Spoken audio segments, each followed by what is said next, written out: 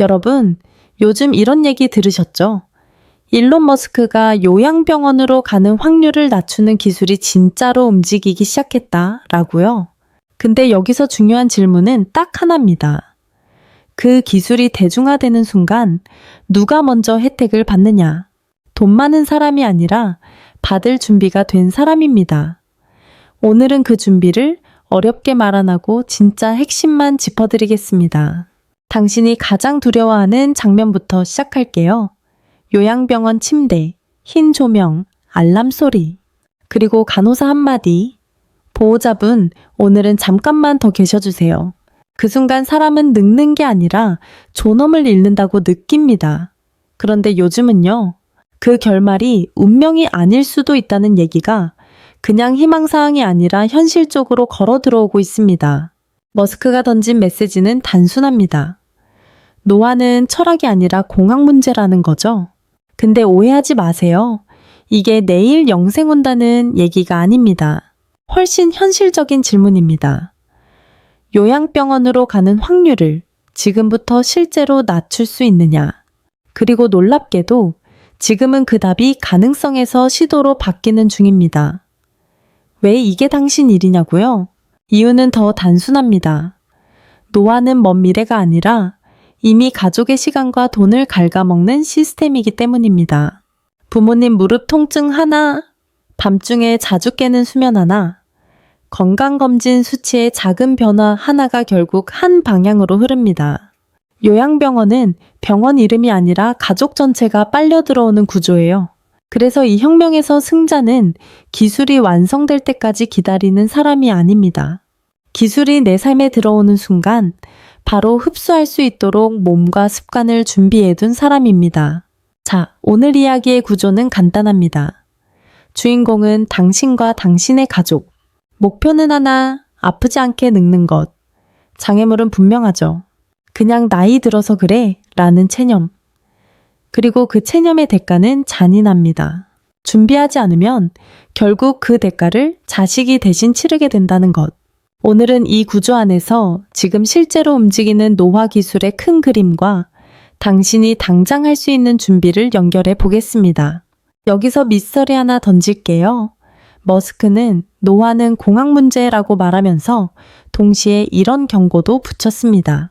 진짜 영생은 사회를 굳게 만들 수도 있다. 이 말이 왜 중요하냐면 장점만 말하면 희망파리가 되거든요. 근데 부작용까지 같이 말하면 그건 홍보가 아니라 설계도에 가깝습니다.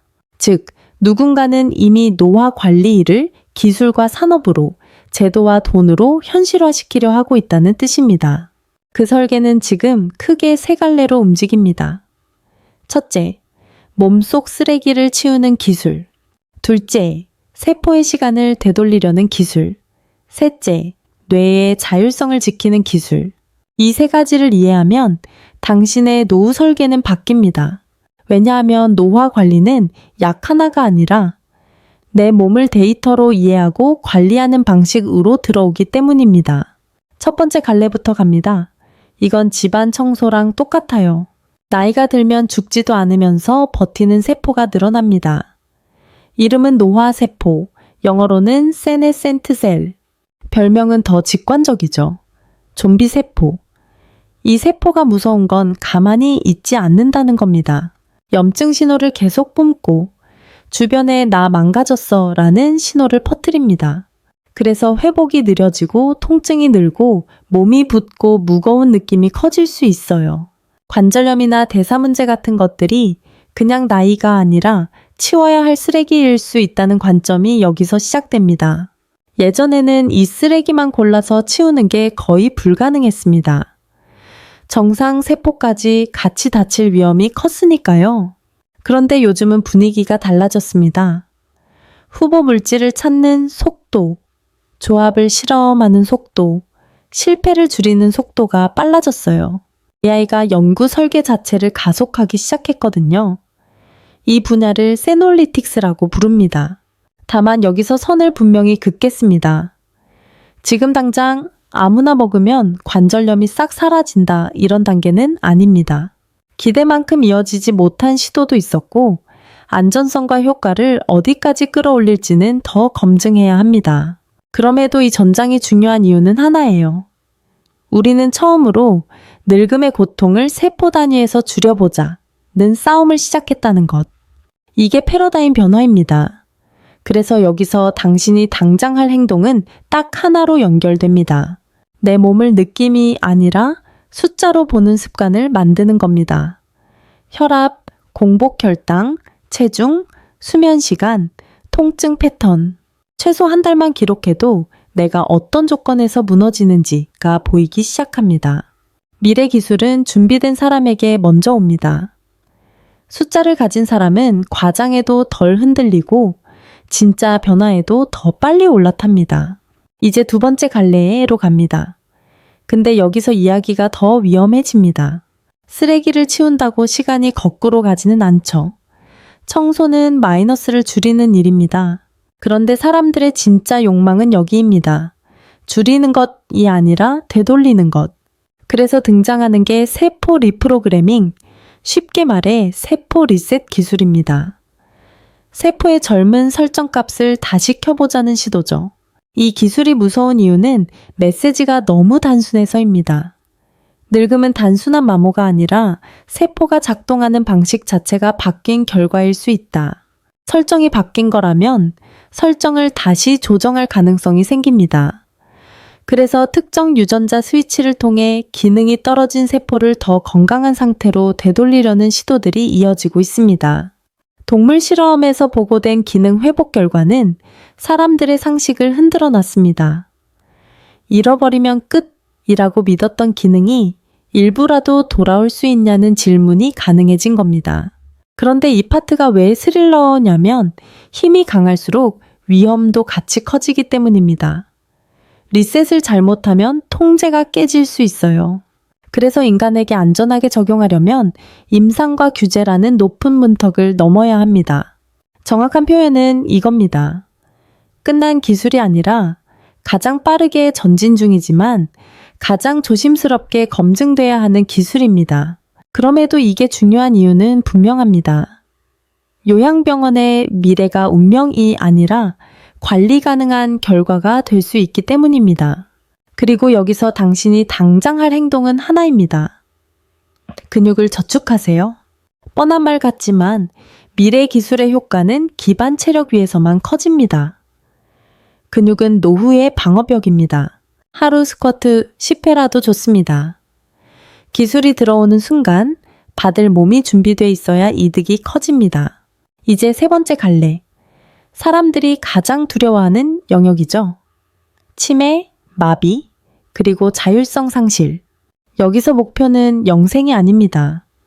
자율성입니다. 내가 내 몸을 움직이고, 내가 내 뜻을 표현하고, 내가 나로 남는 것. 그래서 나오는 게 뇌 컴퓨터 인터페이스, 즉 뇌와 기계를 연결하는 기술입니다. 신호가 끊기거나 약해졌을 때 그 신호를 보조해서 삶의 주도권을 지키려는 겁니다.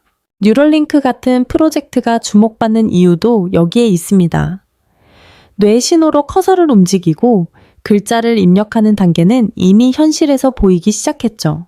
시각과 관련된 장치도 새로운 방식으로 접근하면서 연구가 쌓이고 있습니다. 다만 여기서도 선을 긋겠습니다. 치매를 완전히 막아준다는 말은 아직 이릅니다. 치매는 원인이 복잡하고 뇌 전체 변화와 연결돼 있기 때문입니다. 하지만 이 기술이 중요한 이유는 분명합니다. 예전엔 잃어버리면 끝이었던 기능이 이제는 보조 가능한 기능으로 바뀌기 시작했다는 것. 이건 존엄의 문제입니다. 여기서 당신이 당장 할 행동은 하나입니다. 수면 리듬을 고정하세요. 뇌는 결국 수면에서 회복합니다. 기술이 아무리 발전해도 기본을 무시하면 얻는 게 줄어듭니다. 자는 시간보다 일어나는 시간을 고정하면 리듬이 만들어지고 그 리듬이 뇌를 지탱합니다. 자, 이제 세 갈래를 하나로 묶겠습니다. 첫째, 통증과 염증을 키우는 원인을 줄이려는 세포 청소. 둘째, 떨어진 기능을 되돌리려는 세포 리셋. 셋째, 끊긴 신호를 보조해 자율성을 지키려는 뇌 기술.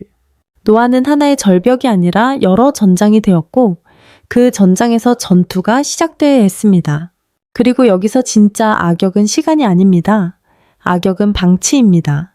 숫자를 보지 않고 습관을 만들지 않고 과장에 휩쓸리거나 냉소로 기회를 놓치는 태도.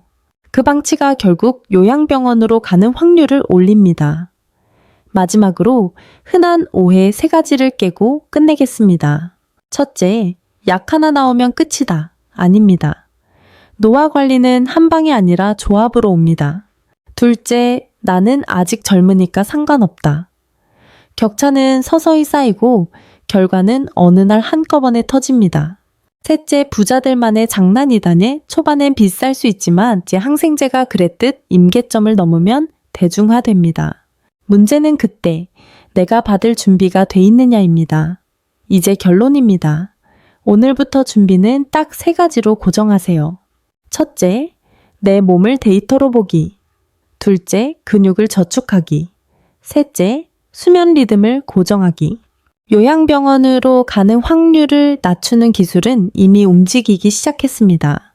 다만 그 혜택을 먼저 받는 사람은 그 기술을 만든 천재가 아니라 오늘부터 신호를 읽고 준비한 사람입니다. 여러분이 요양병원 침대가 아니라 내 집에서 내 리듬대로 살아가는 미래를 설계하시길 바랍니다.